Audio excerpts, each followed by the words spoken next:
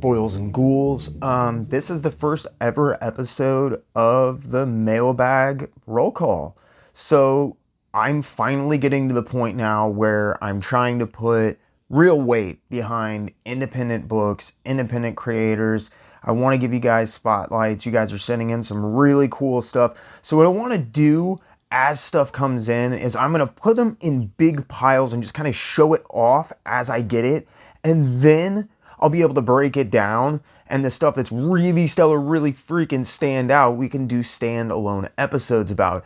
I do want to mention, if you're trying to get on the channel, like if you're trying to ply me with cool sketches and that kind of thing, then you're barking up the right tree. Because flattery will get you everywhere, and this is how you freaking do remarks. I mean, look at this. It's gorgeous. So, Brood Horror is by my buddy Bobby Crucifix. And Bobby, I think, is getting ready to kickstart this. Maybe Indiegogo. It's going to be crowdfunding sometime soon. But, this is stellar. This is how you do a remark, folks. So, this is a black and white preview that he did basically just to show off what the book is going to be like. He even says that the pages and panels are totally out of order. It's not at all meant to be read that way. It's more meant to be taken in as a piece of art. And man, oh man, is this a piece of art. Welcome back to 1985 splatter underground comics. But also, he's got this really nice 90s influence, like Frazetta, Keith, Bisley. Unfortunately, there's some, wonderfulness in this book that we can't show too much of. But this book is just great. It is really interesting looking. I don't know if I've ever seen anything that looks quite like this. It shifts from panel to panel. And you can see, I don't know, for me, this looks very much like Michelle Fife. And then there are others that are, very much straight out of underground books, like Tim Vigil.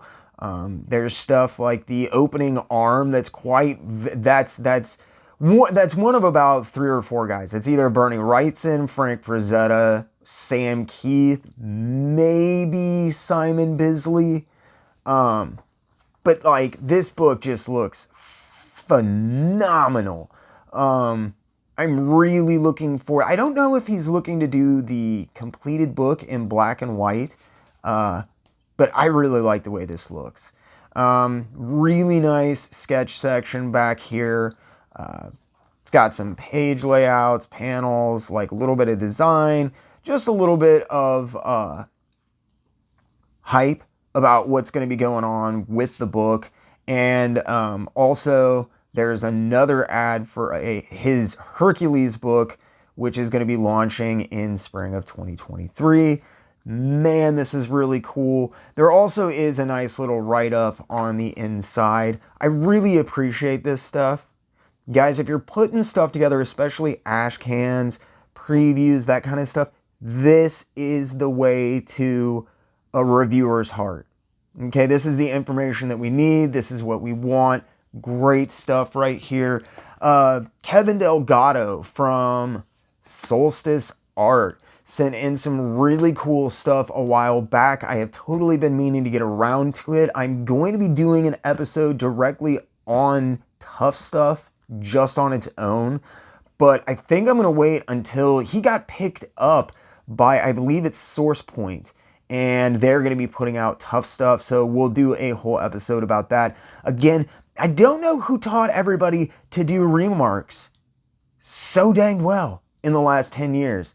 They did not look like this when I was growing up. This is phenomenal stuff. This is a variant cover that he did for the Prophet #1 facsimile edition. Yeah, it's official through image and everything. Tough Stuff is Kevin's passion project. It's the book that he's working on. It's very much tied into the underground aesthetic of the after post boom. So the really weird, I don't say this negatively, but the really weird, like, crumb zap level reaction to underground comics that were disappearing. Tough Stuff is crazy. This book just looks nuts. The art is freaking really fun. The coloring on this is one of the things that really stands out. I really like Kevin Delgado's coloring on this. I don't remember who did the coloring. I think actually Kevin might have done it himself, unless I'm mistaken. Yeah, I'm pretty sure Kevin Delgado did everything. Anyway, I love the coloring in this. One of the things that's interesting about this is it does kind of harken back to those old like Zap and other underground comic books that I really, really enjoyed. I have to admit, I think my favorite part of this entire book, I mean, that's just an iconic drawing. That's totally like, that's just retro chic. It's so cool. And there's some nice Jeff Darrow stuff going on too at some points. He's super talented. I love this. The ad for Demolition Man with Whoopi Goldberg and Jean-Claude Van Damme. Like, I wish this had more of these. Like, I'm sure it would have been, like, you know, hard to get away with rights-wise and stuff. But it's just, it is so funny. It had me rolling. Really, really fun book. I think Kevin has still got some of these for sale. So if you want to pick one of these up, then I will try to make sure to get a link in the description below. If not, as soon as this does come out through, I believe it is SourcePoint, and as soon as it comes out through them, I will be talking to Kevin because he's super duper cool. He sent in a piece for the William Messner Loeb's benefit sale that is mind-blowing that I'll be showing off in a video soon, so keep an eye out for that. Also, props, because in his pinups, he's got a James Edward Clark piece, represent. Jerry Lang, I'd never seen before. I saw this piece, and I gotta tell you what, I'm going to be tracking down Jerry Lang, because holy crap, there's some super cool stuff. So, getting into some actual books. If you guys are interested in sending me source material for research, for possible episodes, please get a hold of me. I need it so desperately. Stan Lee Conversations. This is absolutely an indispensable piece of writing for anybody that is interested in learning about the Lee narrative, which has become the Disney narrative, right?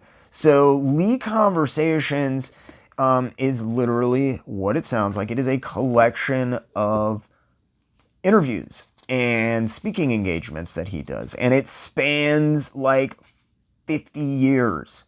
I mean, this thing is super comprehensive, right? It's great. You can pick this up for super duper cheap. You can get used copies, $5-10 easy. And they've got everything broken down chronologically here as far as like important stuff that's going on and stuff that he claims is going on. The one thing that I've heard a lot of people complain about with this book is that it is repetitive, okay? So it's Stan Lee across 30 or 40 years telling the history of Marvel, how he created things, where Spider-Man came from, where the Incredible Hulk came from, right? Well, yes, it is kind of repetitive because he tells those stories over and over. However, if you are actually interested in like historically studying Stan Lee, it's kind of indispensable in that regard as well, because you see the narratives evolving. They're becoming stories, like these larger than life mythological tales, right? And so throughout the 70s, this is happening. After Kirby is gone from Marvel, it really kicks into freaking high gear because Ditko and Kirby were no longer there to keep him in check, and Stan Lee is out running rampant, giving speeches and stuff. It is just absolutely incredible to hear some of the stuff that he says. This is also a really, really wonderful piece of writing to have if you're interested in learning more about like about Jack Kirby or Steve Ditko's claims of creation, because you'll see exactly what they're talking about as far as the Stan Lee narrative goes. sparsely illustrated, doesn't need much illustration. This is very much for those of us that are dead set on getting to the bottom of history. It's released by a press at a local college, the University Press of Mississippi. I've got a decent collection of these. There's several volumes of different creators that they've done. If anybody else has any conversations that they want to send me, these are the kind of books that I need. They're absolutely incredible to have. And speaking of which, Comics Journals Library. I mean, this is some great stuff right here. All right, I don't know, I could bust this open and talk about it for 10 years. It's Chris Claremont. It's got Steve Englehart. Steve Gerber is in here. Archie Goodwin was really interesting to read about. I hadn't actually read this Archie Goodwin interview. Len Wein, Marv Wolfman.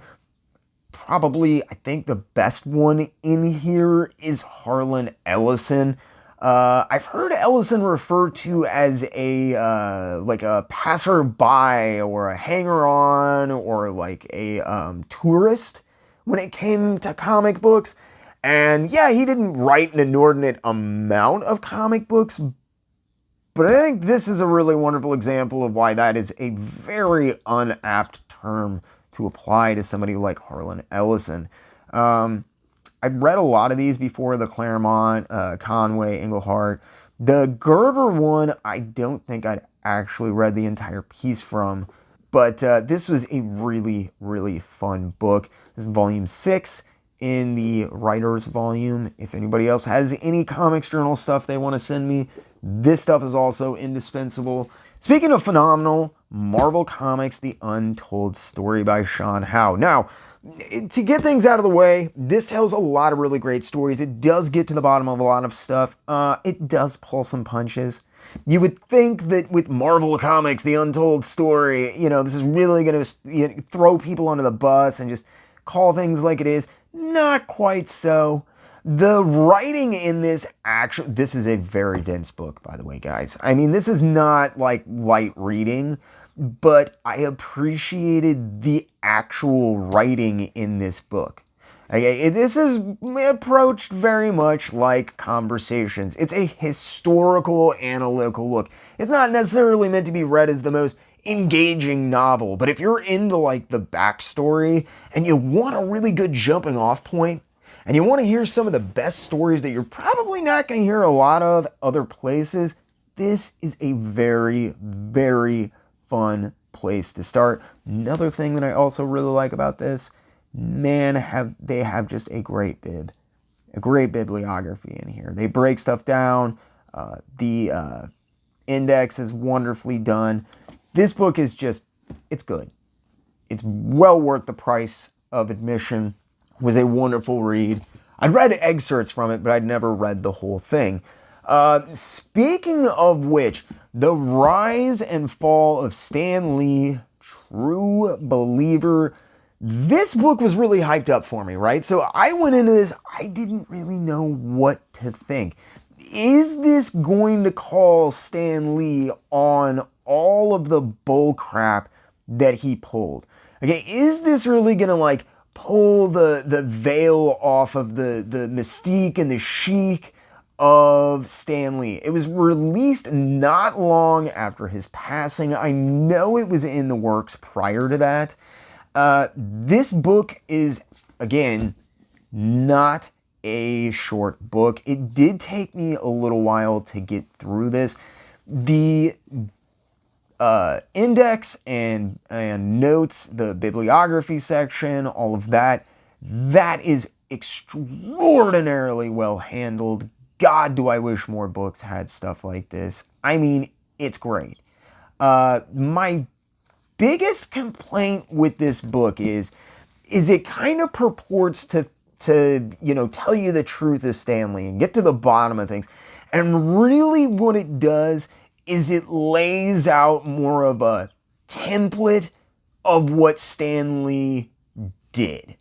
And I appreciate that, but it doesn't necessarily go to the lengths of dispelling some of the myths and really digging into things that the reviews of this had made me hope that perhaps it would. I don't know if that information is out there. That could conceivably be the reason that this book does not go that deep. It does go deep, but not deep enough for a crazy person such as myself that got more enjoyment out of stuff said than I did The Rise and Fall of Stan Lee. The big thing about this book that drove me freaking nuts is the writing is just obtuse. It's wordy. It sounds like listening to one of my videos. And when you're listening to someone speak, and they're enunciating and they're excited and I'm kind of shooting off the hip, I don't necessarily have everything planned, that's okay. Because it can go on for 5 or 6 hours like this Sudan video that I did. But with a book, it gets kind of tiresome. The writing is the big thing I would attack about this book. Abraham Reisman, I've not read any of his other stuff. I don't even remember what else he's done. I would not be inclined to read it on the strength of the writing of this. However, this really does a very good job of laying out concrete details and giving you a really well indexed and notated history of Lee's life and much of his work. If you're reading this for what I think most people are going to be reading this for, which is historical research, analyzation, learning more about the subject to fill out your own knowledge, stuff that you've long supposed about or had thoughts and ideas about, this will probably bring some more interesting questions to light for you. And it might answer some of the questions you have. I think perhaps that most people that are inclined to read this probably already know about 70% of what is in this book, which is why the unneeded verbose speech gets a little bit tiresome at times. That being said, really good book. It really is. It's well put together. I have to say, the printing on this was really well done. I love the print that they used, the paper stock. It reminds me of when I was a kid. It's thin, so it's light, and it doesn't have a tendency to like catch or tear or bend or anything for me. It's also very easy to turn, and the print is much easier to read than stuff that has less tooth and bite. I appreciate the time and effort that went into the creation of this book. The research is impeccable, and I do recommend that you check this out. However, unless you're a fast reader or you're just kind of, skimming and trying to get the good stuff out of it, do be prepared to spend a little bit of time, perhaps longer than you should, reading that book. Now, this book, because that's what this is, okay, is a book. This is a biography by Tom Scioli of Jack Kirby. Now, going into this book, what's interesting is that Scioli it's not an admission. He tells you that the narrator of this book is Jack Kirby, and that Jack Kirby had a tendency to perhaps exaggerate certain things, especially towards the end of his life, and he did.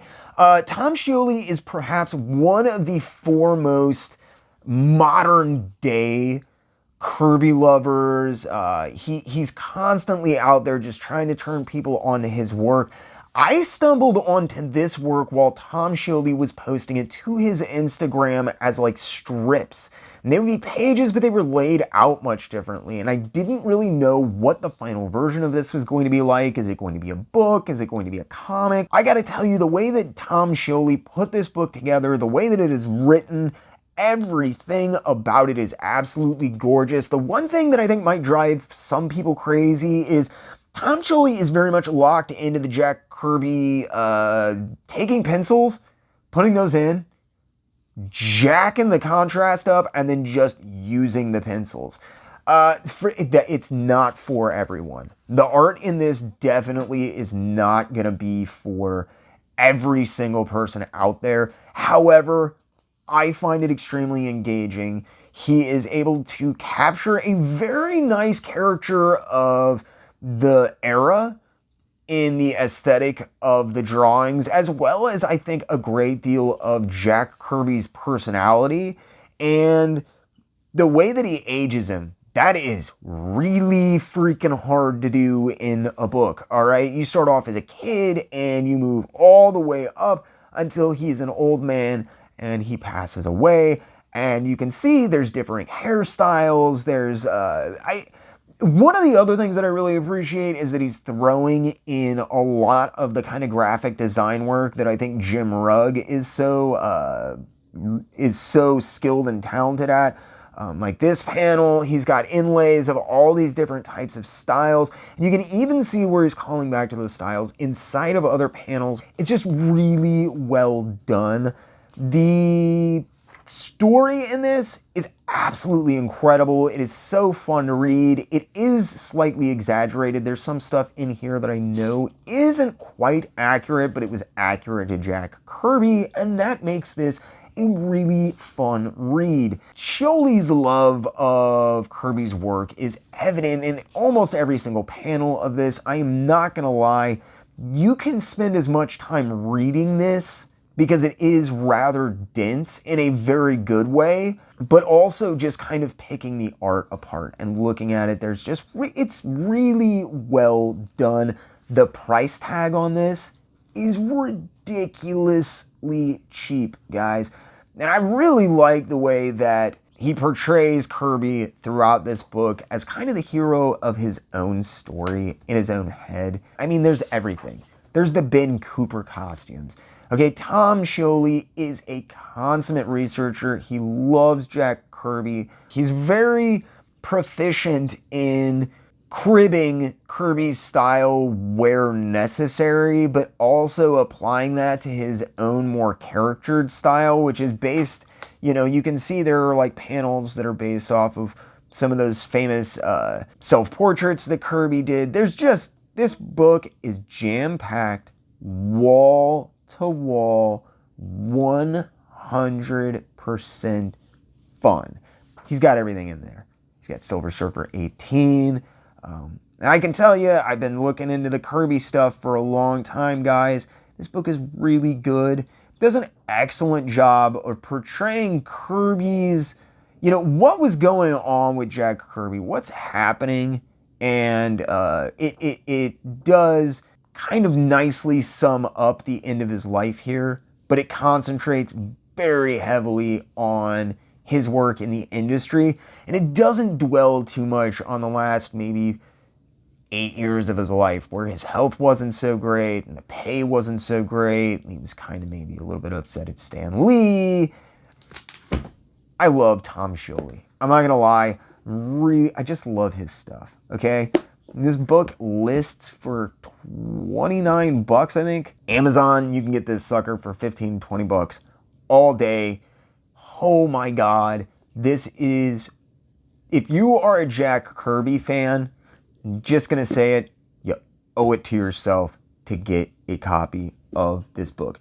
You don't like Scioli's artwork, don't care. Get yourself a copy of this book. It'll be fun, you will enjoy it, I promise. So, Thomas N. Perkins. Thomas is a extremely renowned character designer. He's worked in animation. Just a super, super nice guy. You can see he did a nice little signature for me. This is his art of book. His stuff is just phenomenal. I love his stuff so much. A lot of it is pencil work and a lot of it is digital work. This compiles a lot of his physical media, which I prefer from Perkins.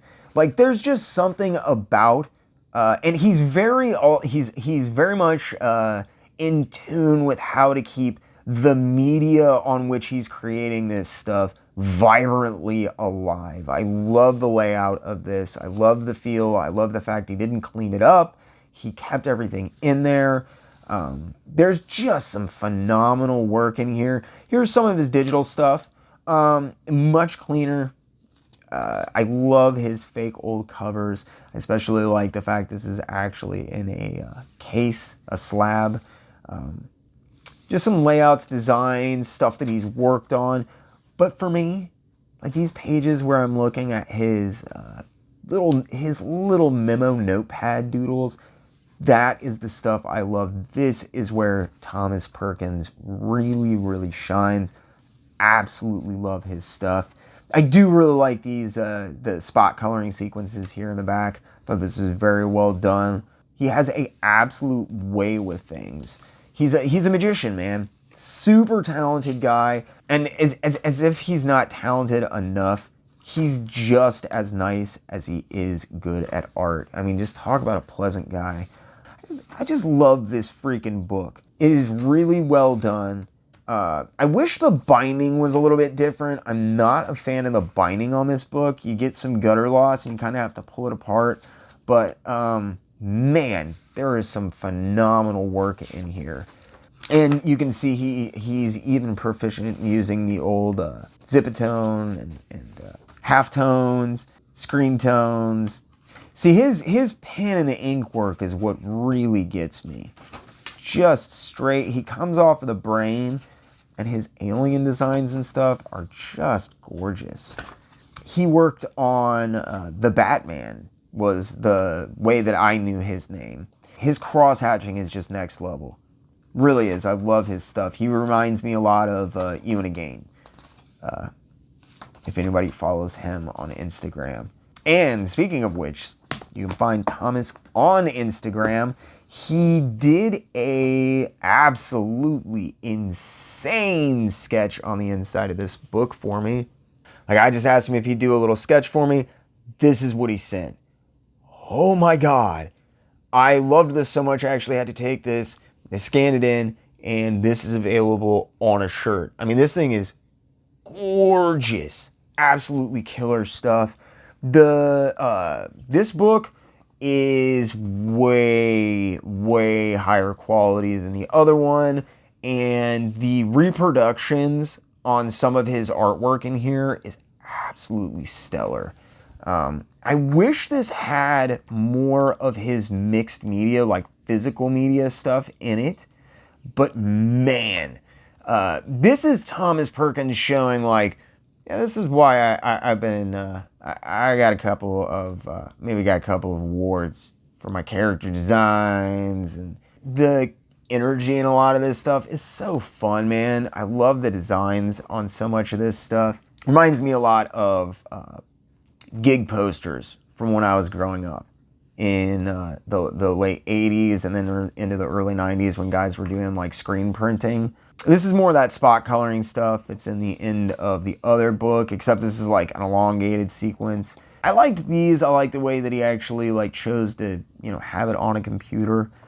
And then this is my favorite stuff. He's so good at laying out these pages. Like, I love how this page is torn, and there's just, this book is really well designed, and his artwork is pretty undeniably his own. He's capable of an extremely wide array of styles, and I gotta say, I respect the crap out of his style. I love his marker stuff too. There is just something gorgeous about looking at his table. And he's seeing magic at work right there. You know what I mean? Like, good stuff. I could flip through this forever. This book is long. It is well worth the money. And last time I knew, no guarantees, but last time I knew, he was still doing sketches on the insides of books. So if you want a little sketcheroo or something, hit him up. You know, maybe you won't get a sketch, but either way, you'll get a really, really freaking, I mean, look at this stuff. I love his aliens and monsters. He's so freaking versatile. And these are like the nice old school comic panel layouts. Just some good stuff, man. Super talented, super nice guy. I think there's a picture of it. Yeah, there we go. There's a picture of him. If you want to check out Thomas Perkins' stuff, then I will make sure to have a link down in the description below so you can do as such. If you need a copy of this on a t-shirt, I will also have a link to that in the description as well. So now we are on to, this is probably my favorite freaking book. I saw this, didn't really know if it was gonna live up to the hype. Like, is it gonna be as good as I hope it is? And basically what it purported to be was like Stuff Said, but for just Steve Ditko.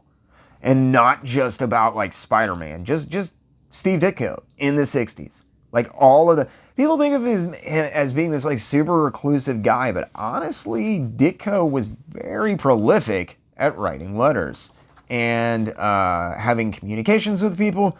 Now, one of the cool things about this is they're reprinted from the actual comic books. Sometimes that makes stuff a little bit hard to read. They do have stuff broken down, but I think this could have been better laid out. I think this book probably could have been a little bit longer, just add a little bit to the page count. A lot of the writing in this is like explanatory stuff, and as we get farther into it, it gets into like fan accounts, okay? That stuff, not so great. Is this worth picking up? Yeah, it really is. If you're into Ditko, this is kind of an indispensable guide to the guy from the 60s as far as Marvel goes. It really does do a pretty extensive job at putting all this stuff.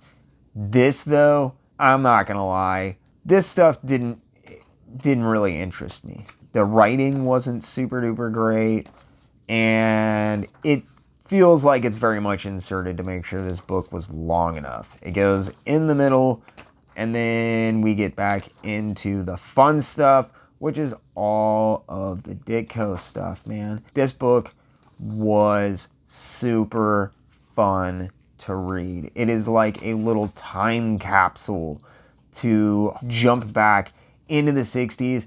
I'm kind of torn, okay? There's a lot of letters, because this is basically this is a collection of like correspondences, right? I don't know if they needed to reprint the letters. Ditko's writing is a little bit difficult to read at points. So, yeah, I don't know about all of that. So it's fairly interesting. It's a fun book. It's a little bit overpriced, but the last time I looked, you could find this way cheaper than the $30 price tag on Amazon. If you're going to get into this book, I'd say get into it around the $20 range, maybe $25 with shipping if you're really into Steve Ditko. Some cool stuff. There is nothing groundbreaking. It's Steve Ditko. He said everything he had to say about the subject, I think. But this does a fairly good job of cataloging all of that. I wish there was something like this that went up until the end of his life. It gets really confusing trying to follow some of Ditko's stuff, and this actually does a very good job of breaking down and analyzing it. However, if you look in the back, not much of anything as far as an index. Yes, it's all broken down in the front as far as what's republished, but it would be nice to have some sort of index of what he's discussing. Now, Tom Pescatore. I hope I'm saying your name right, Tom. I'm sorry. I'm always awful. I make up pronunciations all the time. Tom and I spoke online, and we ended up just kind of hitting it off. He has professionally, or I should say academically, studied a hobo lifestyle, led a very interesting life, very interesting guy. We talked a little bit, and I was very interested. I checked out a couple of his short films, some cool stuff. He sent me a nice big care package. It's got a couple of his poems, and there is a short novella, I believe. Yeah, the short novella is right here, The Boxcar Bop. I have not gotten a chance to start this. I've been absolutely drowning in work lately. so I could not tell you about the writing in this. I can tell you I'm a really big fan of the way he put this book together. It's very freaking easy to read. The printing on this is well done, and I am a big fan of these soft matte covers. He just sent me just a monster, just a box of stuff. Again, nice soft matte cover. He's got a bunch of stuff out. Tom's just a really interesting guy, actually. I really enjoyed talking with Tom, and his series that he's got going on right now is called The All New Union. Now, The All New Union I checked out. They had one artist for the first issue, and then they had to switch up the replacement artist. Well, I guess not replacement, but the new artist does a really cool job of, I think, taking those designs and kind of kicking them up. So we'll start off here really quickly. Just take a look at this. The All New Union superheroes are basically like they exist. People with superpowers exist, and they're not like illegal, but there was like this big huge battle.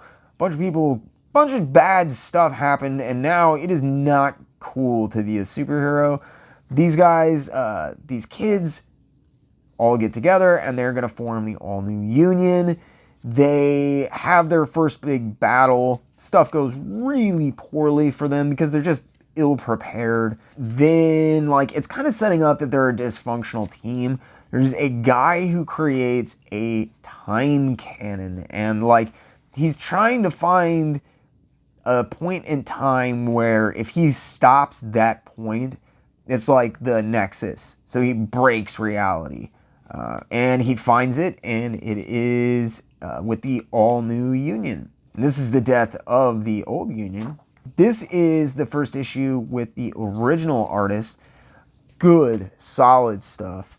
This, though, I just feel like really has an edge with the facial expressions.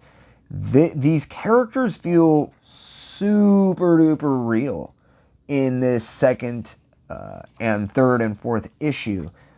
It's ongoing. I believe this is even print on demand, so I know you can get this. I actually had a lot of fun with this one. It's kind of silly, it's kind of far out there, but in all of the best ways, in my opinion. And like I said, the first issue looks really cool. I love the designs, but Iacobelli, I think, is who took over on art.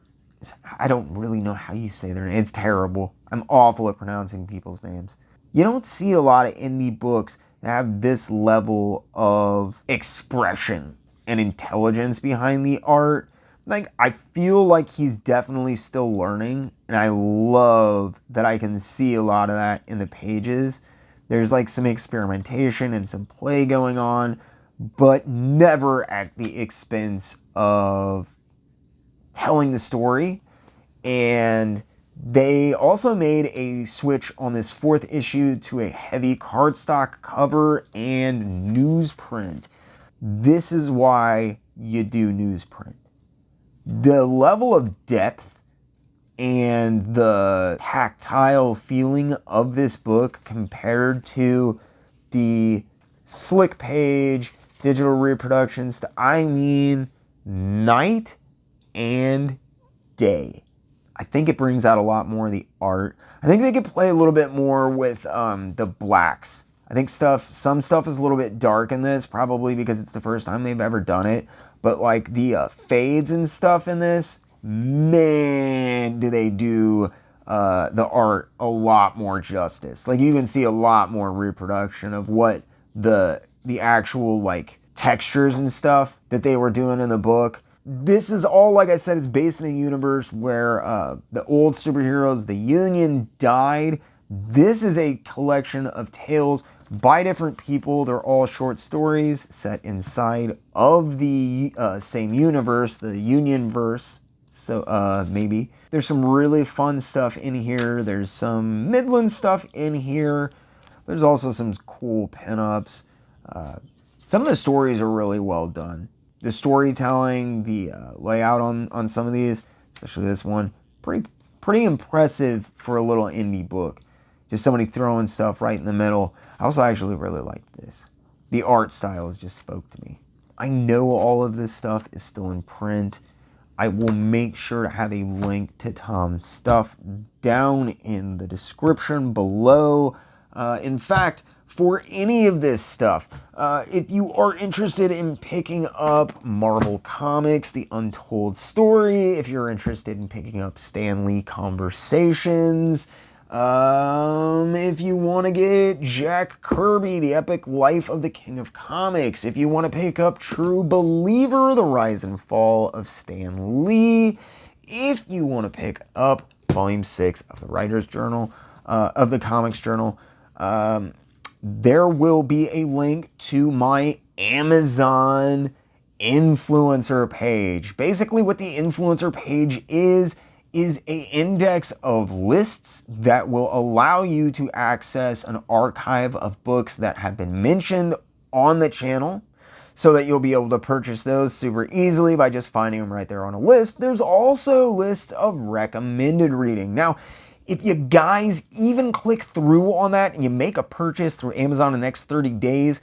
zero money for you, but I get a minuscule, tiny little itty bitty cut of whatever you spend. And if you pick up something off of my list, I get an even bigger cut. So if there's anything that I've talked about that you are thinking about picking up and you're thinking about using Amazon to do it, please use my Amazon influencer link. I'm going to be starting including that in all of my videos.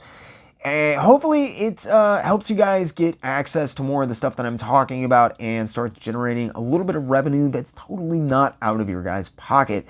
Thanks so much for sticking with me. I hope you guys enjoyed this inaugural episode. Like I said, there will be in-depth episodes about some more stuff coming up, but I wanted to share this stuff as it starts coming in so that I can really show it off and make sure that everybody who sends me something that takes time to donate to the channel really does see their stuff on the channel, because I cannot tell you guys how much I appreciate it. It means the world to me that you guys spend your hard-earned money and your time and your generosity. It's just absolutely incredible. If you are interested in donating books via Amazon, there is also going to be a link to my Amazon wish list. You can send books through that, through Amazon or through any third party on Amazon as well. And you can send books that are not on the list. That's just stuff I know that I'm looking for, that I need for episodes. Thanks again for sticking with me. Sorry to ramble. I hope you guys enjoyed, maybe even saw something that you liked. If you did enjoy what you saw, make sure you hit that like button. Think about getting in the comment section below and letting me know. And if you really enjoyed what you saw, make sure you Hulk smash that subscribe button. If you do that, make sure you ding the little notification bell so you never miss another video or premiere again. If you feel like you're in a position to help the channel grow, think about using the link in the description below to sign up for my Patreon page. For as little as $3 a month, you get access to tons of behind-the-scenes posts, updates, exclusive content like uncut interviews, and you can even get your name in the credits. If you want to support the channel but Patreon is not your thing, have no fear. You can finally sign up for membership right here on YouTube. Just hit the little join button and make sure to select the tier and perks that fit you best. If that's not enough, you can also make one-time donations towards specific goals or just tip the channel using the Ko-Fi link in the description below. And you can even pick up your very own JerkComic shirts like the ones you see on the screen now. As always, this video was brought to you by the Jerk Broadcasting Service, as well as generous grants from the Patreon, Ko-Fi, and YouTube members you see on the screen now. I seriously want to thank every single one of you that supports the channel and helps make these videos possible. I really hope the quality and content is getting better, and I can't wait to see where the next year takes us with your continued support. Thank you again for helping this crazy dream of mine become a reality and for sticking with me. I hope you all enjoyed, maybe even learned something. And as always, I really, truly, and honestly ask only two things. Keep hitting those local shops and keep reading comics.